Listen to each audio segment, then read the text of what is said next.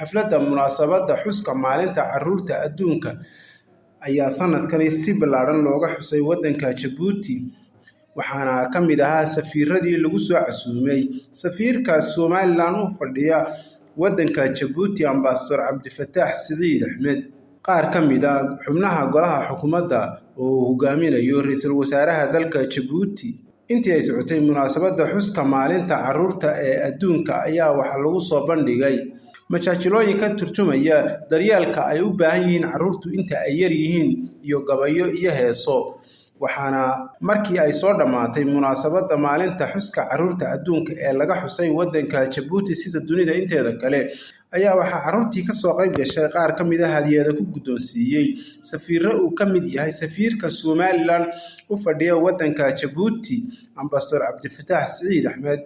farxadaasi maalinta xuska carruurta adduunka ee laga xusay waddanka Djibouti